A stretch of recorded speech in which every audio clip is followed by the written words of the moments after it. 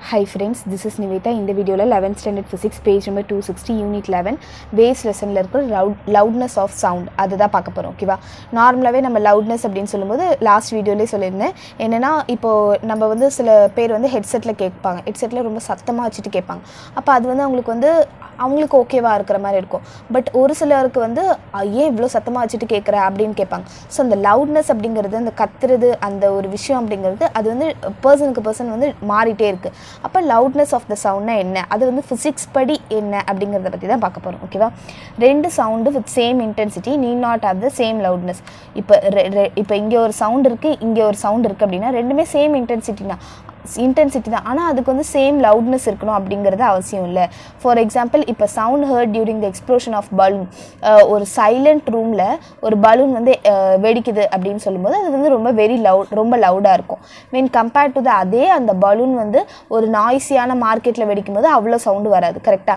though the intensity of the sound இப்போ அந்த தனி ரூம்ல வச்சு வெடிச்ச அந்த பலூனோட சவுண்டோ சரி அந்த மார்க்கெட்ல வச்சு வெடிச்ச அந்த சவுண்டோ சரி எனக்கு இன்டென்சிட்டி வந்து சேம் தான் ஆனா அதோட loudness வந்து சேம் கிடையாது if the intensity of the sound வந்து நம்ம இன்கிரீஸ் பண்ணோம் அப்படினா loudness கண்டிப்பா இன்கிரீஸ் ஆகும் but additionally not only intensity மட்டும் மேட்டர் கிடையாது இங்க வந்து internal subjective experience இப்போ ஒவ்வொரு பர்சனோட சப்ஜெக்டிவான எக்ஸ்பீரியன்ஸ் சப்ஜெக்டிவ்னா டீடைலான எக்ஸ்பீரியன்ஸை பொறுத்து தான் loudness அப்படின்னு இருக்கு how loud a sound is the sensitivity of the listenerோட sensitivity அதுவும் வந்து matters அப்படின்னு சொல்றாங்க சோ அது பேர் தான் loudness so that is loudness வந்து depends both on intensity of the sound wave depend பண்ணியும் இருக்கு ஓகேவா அது மட்டும் இல்லாம sensitivity of the ear நம்ம கேக்குறவங்களோட அந்த ear-ஐ பொறுத்து இருக்கு சோ அது வந்து கண்டிப்பா varies from person to person whereas intensity of the sound வந்து அந்த அப்சர்வரை பொறுத்து கிடையாது ஓகே நம்ம லாஸ்ட் வீடியோலயே பார்த்தோம் இல்லையா intensity அப்படிங்கிறது ஒரு சோர்ஸ்ல இருந்து ஏதோ ஒரு சவுண்ட் வருது அப்படினா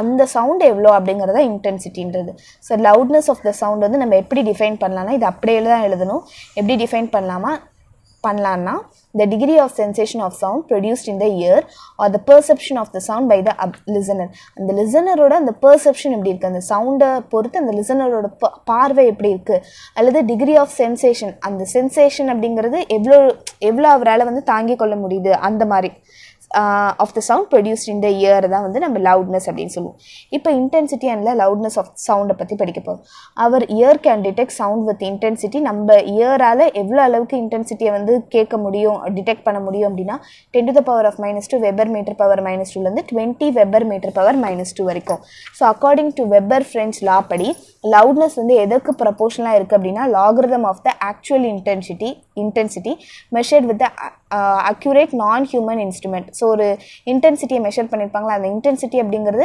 நான் ஹியூமன் இது ஹியூமன் வச்சு பண்ணது கிடையாது நான் ஹியூமன் இன்ஸ்ட்ருமெண்ட் ஓகேவா ஏதோ ஒரு இன்ஸ்ட்ருமெண்ட் வச்சு பண்ணிருக்காங்க சோ loudness அப்படிங்கிறது எதுக்கு ப்ரொபோர்ஷனலா இருக்கு அப்படினா logarithmic of intensity measured with accurate non human instrument so அதுக்கு மெஷர் பண்ண அந்த இன்டென்சிட்டிக்கு ப்ரொபோர்ஷனல் see loudness intensity வந்து டைரக்ட்டா loudness is directly proportional to intensity ன்னு அவங்க சொல்லல என்ன சொல்றாங்க loudness is directly proportional to logarithm of intensity அப்படினு சொல்றாங்க யாரை பொறுத்து வெப்பர் ஃபெச்னர் லாவை பொறுத்து சோ அப்ப அந்த directly proportional எடுக்கணும்னா நான் என்ன பண்ணனும் proportionality constant k அப்படிங்கறத போட்டுக்கலாம் where k is a constant which depends on the unit of measurement ஓகேவா சோ இப்போ the difference between two loudness ரெண்டு loudness எடுத்துக்கறாங்க L1 L2 அப்படிங்கிறது measures அந்த ரெண்டு loudness இடையில நம்ம டிஃபரன்ஸ் எடுத்துட்டா அது எனக்கு என்ன தெரியும் ரிலேட்டிவ் loudness தெரியும் இதை விட இது எவ்வளவு சத்தமா இருக்கு அப்படிதானே இப்போ இது வந்து அதிக சத்தமா இருந்தது இது கொஞ்சம் கம்மி சத்தமா இருந்தது இது ரெண்டுக்கும் மைனஸ் கண்டுபிடிச்சேன்னா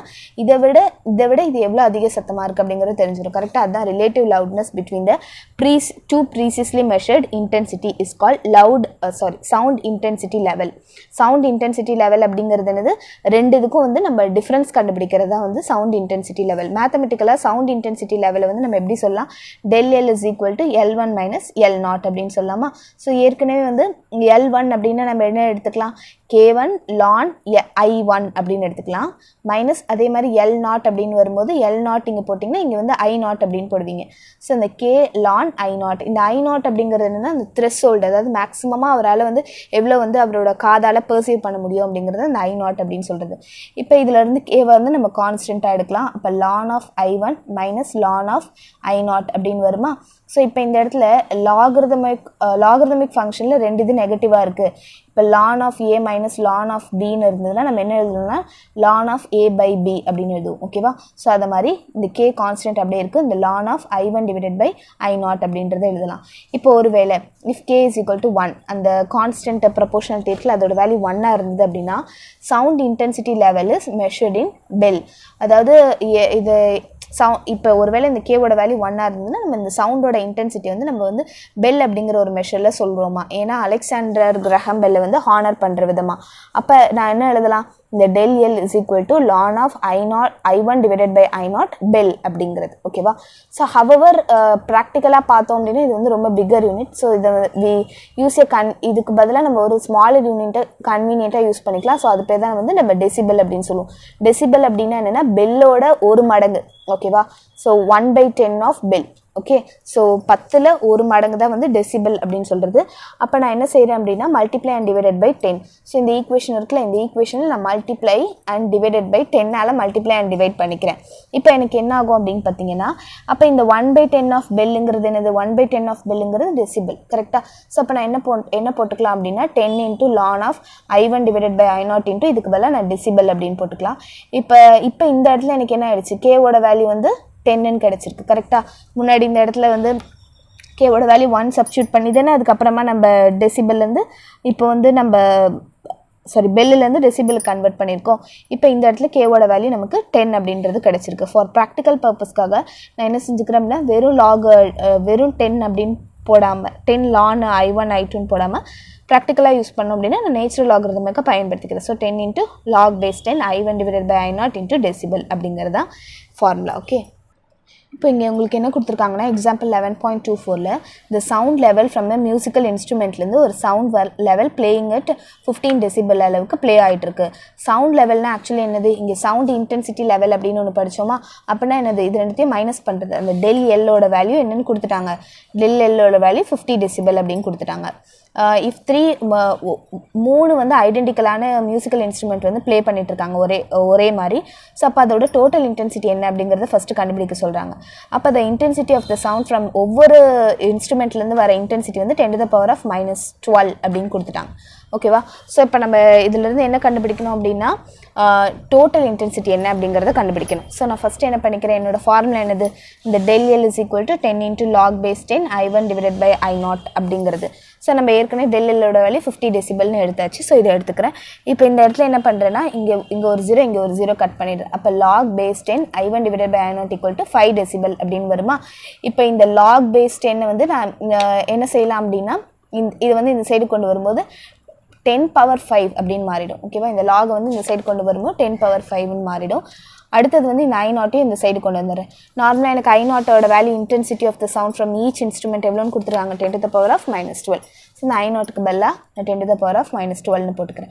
அப்போ இது ரெண்டுத்தையும் பண்ணும்போது பேஸ் காமனாக இருக்குது, மேலே இருக்கிறத ஆட் பண்ணும்போது -12 + 5 என்னது -7. ஸோ அப்போ I1 is equal to 10 to the power of -7 weber metre power -2. அப்போ இது வந்து ஒன்றுத்தோடது. அப்போ 3 மியூசிக்கல் இன்ஸ்ட்ருமெண்ட் ப்ளே ஆகிட்டு இருக்குங்கப்போ 3 into I1 equal to 3 into 10 to the power of -7 weber metre power -2 அப்படின்னு வரும். ஓகேவா? ஸோ இப்போ நம்ம வந்துட்டு நார்மலாக லவுட்னஸ்க்கும் இன்டென்சிட்டிக்கும் என்ன ஒரு டிஃப்ரென்ஸ் அப்படிங்கிறத பார்த்தலாம். லவுட்னஸ் அப்படின்னா measure of response of a ear, நம்மளோட இயரால் எவ்வளோ கேட்க முடியும், response of the ear to the sound. அந்த சவுண்டுக்கு ரொம்ப ஜாஸ்தியாக இருக்குது அப்படின்னு சொல்கிறோமா, அல்லது ரொம்ப கம்மியாக இருக்குது அப்படின்னு சொல்கிறோமா, ஓகேவா இருக்குது அப்படின்னு சொல்கிறோமா, அந்த ரெஸ்பான்ஸை சொல்கிறது தான் measure of the response of the ear to the sound. Intensity அப்படிங்கிறது என்னது, sound is a sound power per unit area. ஒரு யூனிட் ஏரியாவில் எவ்வளோ சவுண்ட் பவர் இருக்குது அப்படிங்கிறத நம்ம இன்டென்சிட்டி அப்படின்னு சொல்லுவோம். ஸோ ஒரு யூனிட் ஏரியாவில் நிறைய சவுண்ட் பவர் இருக்கா, அப்போ நிறைய இன்டென்சிட்டி இருக்குன்னு சொல்லுவோம். ஒரு யூனிட் ஏரியாவில் கம்மியான சவுண்ட் இருக்கா, அப்போ கம்மியான இன்டென்சிட்டி அப்படின்னு சொல்லுவோம். ஸோ அது இன்டென்சிட்டி. இது வந்து டெசிபெல்ல மெஷர் பண்ணுவாங்க. லவுட்னஸ் இப்போ நம்ம பார்த்தோம் இல்லையா, இதை வந்து வாட் per மீட்டர் நம்ம லாஸ்ட் வீடியோவிலே பார்த்துருப்போம். ஸோ வாட் per மீட்டர் ஸ்கொயரில் பண்ணுவாங்க.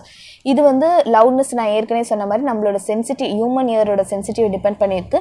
இது வந்து ஹியூமன் இயரோட சென்சிட்டிவிட்டி தான் டிபெண்ட் பண்ணியிருக்கு. அது டிபெண்ட் பண்ணி இருக்காது. அது வந்து அந்த சவுண்ட் வேவ்ஸ் எவ்வளோ ப்ரொடியூஸ் பண்ணுதோ அதை டிபெண்ட் பண்ணியிருக்கு. இது வந்து சப்ஜெக்டிவ் குவான்டிட்டி. இப்போ நம்மக்கிட்ட எவ்வளோ லவுட்னஸ் இருக்குது அப்படின்னு கேட்டோம்னா நம்ம பெருசாக சொல்லிகிட்டே இருப்போம், கரெக்டாக இது இவ்வளோ அளவுக்கு இருக்குது அந்த மாதிரி. இப்போ இன்டென்சிட்டி அப்படின்னா ஆப்ஜெக்டிவ் குவான்டிட்டி, இதுக்குன்னு ஒரு நம்பர் இருக்குது, அவ்வளோதான். இது வந்து டஸ் நாட் சேஞ்சஸ் ஃப்ரம் ஒரு பர்சன்லேருந்து ஒரு பர்சனுக்கு சேஞ்ச் ஆகாது. இது வந்து சேஞ்ச் ஆகுறதுனால இது வந்து சப்ஜெக்டிவ் குவான்டிட்டி அப்படின்னு சொல்கிறாங்க.